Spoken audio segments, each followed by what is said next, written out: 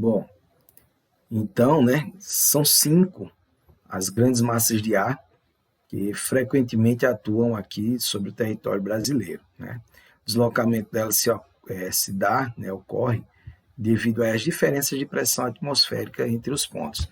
Nós vimos, né, na aula sobre pressão atmosférica o processo de deslocamento, né, dos ventos, por exemplo, em relação aos pontos de baixa pressão para alta pressão e vice-versa, né?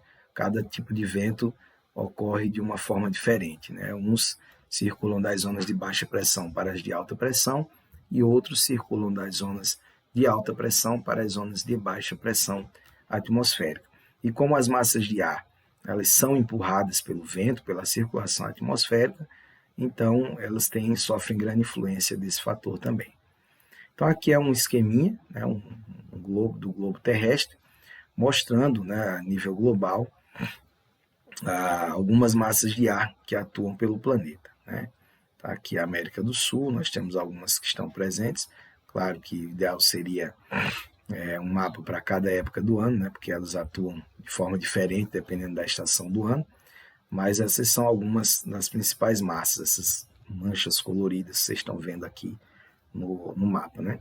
Massas polares, continentais, equatoriais, certo? Massas tropicais, a gente vai ver isso aqui logo logo. Então, a origem das massas de ar. Para que uma massa de ar, né, ela adquira propriedade uniforme, é necessário que ela permaneça mais ou menos durante um certo número de dias sobre uma grande região, né, cuja superfície tenha também características uniformes.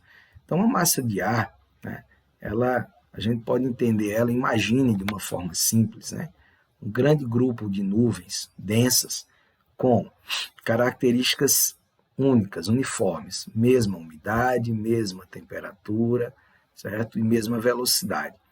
Então, para que uma massa de ar, né, se torne úmida, por exemplo, ela tem que permanecer boa parte, né?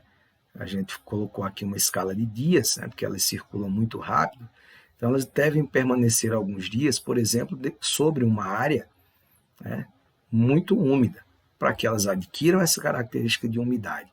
Então, por exemplo, uma massa que se forma no meio do Oceano Atlântico, por exemplo, ela adquire muita umidade, diferente de uma massa de ar que se forma aqui na região central do Brasil, por exemplo, né? Ela vai pegar bem menos umidade, vai ser uma massa seca. Então, se uma massa para ser quente, ela tem que se formar numa região quente. Para que a massa seja polar, né, a massa polar atlântica, que é fria e úmida, ela se forma próximo ao polo, né, no caso aqui o Polo Sul. Então, na região da Patagônia, né, no extremo sul da América do Sul.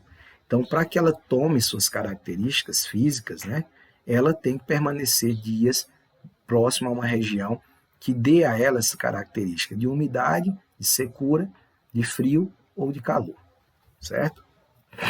Então, é um processo não tão difícil de entender, é até simples, digamos assim. Então, essa região onde as massas se formam é chamada região de origem, né, da massa de ar. Então, alguns fatores vão influenciar também nesse processo de composição, né, e de caracterização física da massa de ar, que são aí a radiação, né, a radiação solar, que vai emitir calor, e dependendo das moléculas, né, como a gente viu no estudo sobre a atmosfera, dependendo das moléculas e das partículas de elementos em suspensão que estejam no ar, né, eles reagem de formas diferentes à radiação, né, radiações de onda curta, radiações de onda longa, eles reagem diferente e podem absorver mais ou menos calor. Podem, né, também, dependendo do material que esteja presente, criar um processo de refração e absorver quase nada de calor também.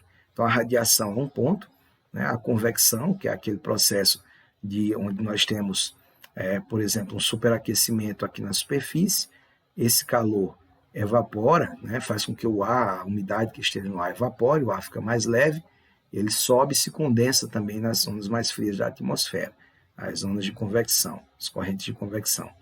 Turbulências, advecção, né, que aí é o deslocamento do calor, né, entre a massa de ar no sentido horizontal. Então, nós vamos ter lá, dentro da própria massa de ar, o deslocamento do calor lá dentro, o processo de advecção e turbulência. que fazem com que o ar, né, gradativamente adquira as propriedades decorrentes da superfície subjacente, que é a superfície que está próxima. Como eu falei há pouco, se uma massa de ar se forma no meio aqui do Cerrado brasileiro, né, no Planalto Central brasileiro, próximo ao estado de Goiás, Mato Grosso, né, fronteira com a Bolívia, com o Paraguai, a tendência é que seja uma massa de ar quente seca, né? Porque nós vamos ter, dependendo do ano, da época do ano, perdão, obviamente, ela vai adquirir características daquela superfície subjacente. Se a superfície é quente, ela vai ser quente. Se é seco, vai ser seca, tá? Então isso é muito importante, entender a origem, né, a zona de origem ou região de origem da massa de ar.